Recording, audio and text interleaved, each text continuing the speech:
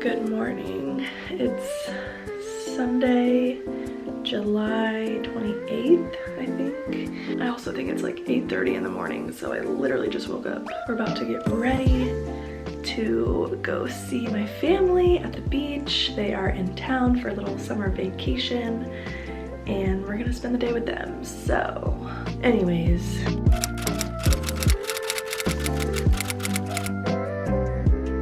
Wanted to come on here and express my excitement for tomorrow, because tomorrow feels like it's a really big day because we have our next consultation appointment with the other fertility clinic that we are deciding between. And so I'm assuming after tomorrow, hopefully it'll be an easy decision once we like weigh out the numbers and the options, and hopefully it's just obvious of which clinic we're gonna move forward with, and then that will basically determine kind of our future, like when we start IVF and a timeline and all the things. So it's feeling really real, and it's just crazy that if you would have asked me 6 months ago or last summer if I would be down for IVF, like my heart was in such a different place. And honestly, it's just cool for me to see the growth that I've done internally and how God truly has softened my heart, and that is definitely an answered prayer. This is a sensitive subject, I know that, and it's still kind of taboo, but if I'm the person to normalize it, if I can be that person that inspires someone else to share their story and not be afraid to embrace their journey and see it as beautiful and see it as God's perfect plan, then I'm willing to be that person. I am so much more open and willing to share with strangers than I ever thought I would be, and there's no explanation other than God giving me that strength. If I can just make a difference in one person's life through this story, then I'm honored God would choose me to do that. And then also I wanted to point out that I've always been a firm believer in like, where God guides, he will provide. And so clearly he is leading us down this road, and he's been with us every step of the way. And so with something like IVF, which can be very time consuming and emotionally and financially taxing, like God's gonna come through. I have total peace about that. So I know whichever route we take, whichever clinic we go with,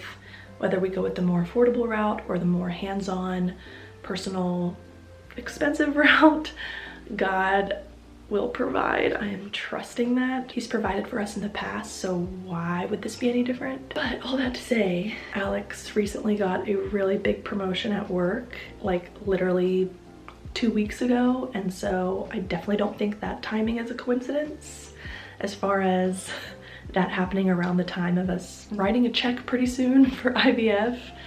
And then also one of my girlfriends pointed out, which I literally got chills when she said it. Long story short, we've been in the middle of this case with a personal injury attorney from an accident that I got in almost a year ago now. It's taken that long for everything to get settled. And so we literally had a call earlier this month with our attorney about what that potential payout will be. We got the first offer, and I don't think that's a coincidence either, that we'll hopefully be settling this case very soon with a final offer, and it's literally around the exact same time that we're gonna start IVF.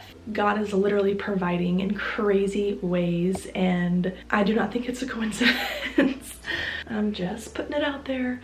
God is at work, and whether that timing works out or not, it's just cool to have that perspective ahead of time. And I feel like it's just a little nudge from God that like, he's got this and his timing is perfect. So yeah, I just wanted to capture all those details before going into tomorrow's appointment. And sometimes I like to try and think ahead and try to see things from God's perspective, and it encourages me at least.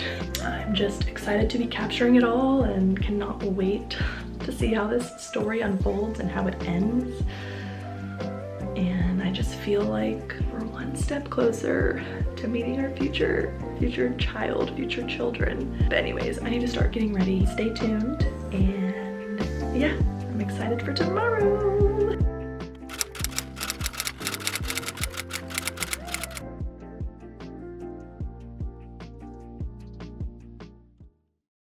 Good morning. It is August 2nd.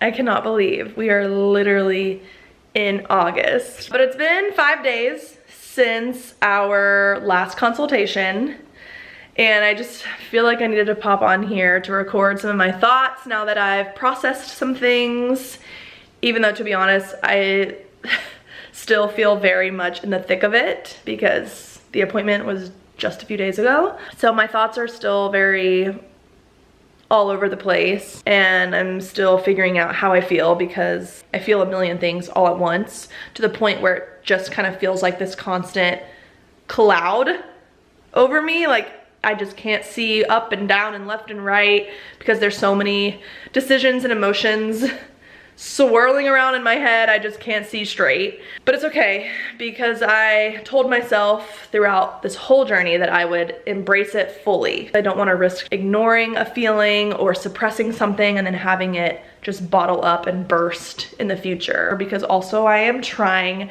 to see it as like an adventure and a learning experience. And so that means I have to tap into everything that comes with struggling with infertility that a lot of people don't talk about. But we're here and we're trying to learn and grow from it. Even though it is scary and it's not easy, I don't want to shy away from this challenge. So I don't really have any like concrete thoughts to explain exactly what's going on in my head and how I'm like processing our last appointment. But the things that I can articulate are, one, just feeling like the reality of this whole situation is kind of like crashing down, not in a big dramatic depressing way, but just like that's just what's happening. Like we don't really have any barriers or excuses to rely on anymore to kind of push off making this big decision of which fertility clinic do we go with, which doctor do we go with, which treatment do we go with, when do we start, how do we start, how much money are we willing to pay. All those big decisions that were kind of all wrapped up in one,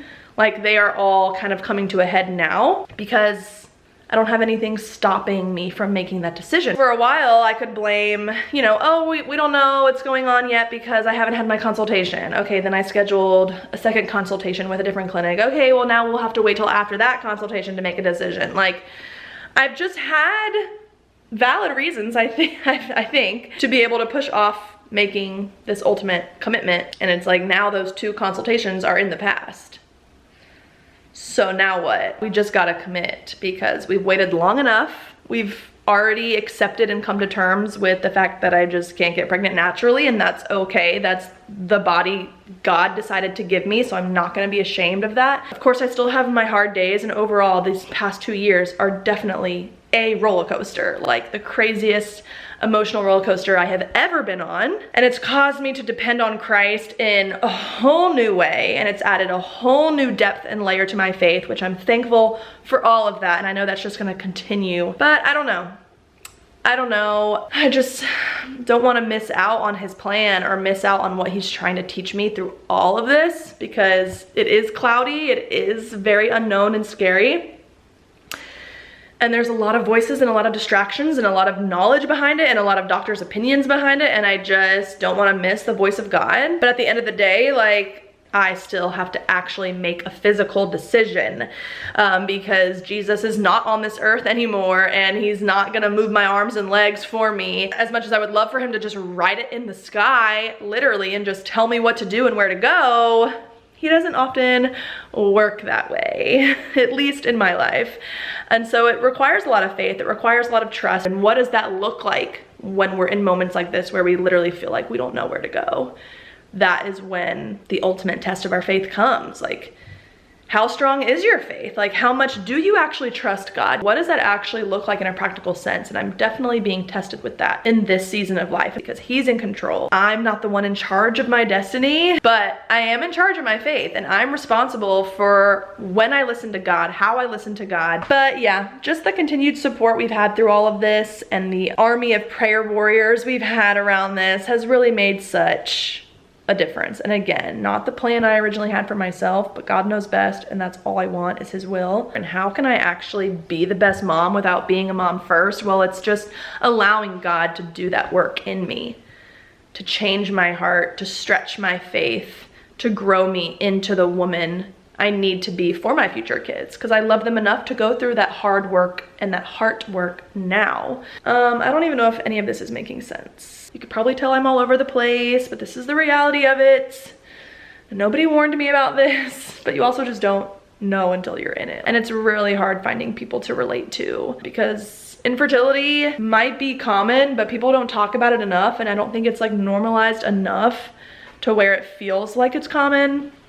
And so it does feel lonely, and because it's dealing with your body, which is such an individualized and internal experience, even if you find someone that can relate to my exact situation, at the end of the day, like, we're still different people. And so it is lonely. Just gotta trust in God. That's just what it all comes down to. And I don't know how people do this without him, because how would you find hope? Who would you turn to? Who would you lean on when you don't have the answers, like, and you can't predict the future? How do people do it? And I'm thankful I don't have to know, because I do have faith and I do have the Lord.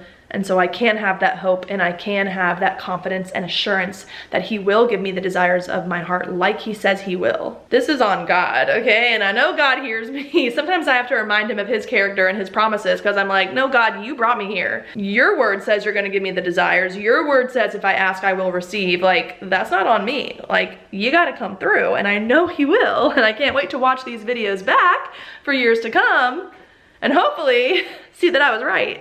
And then I'll be able to be like, look kids, your mom had faith. Watch these videos, read my fertility journal. When times are hard, you can still trust God, and he will come through for you. He is still a good God, regardless if he's good on my terms.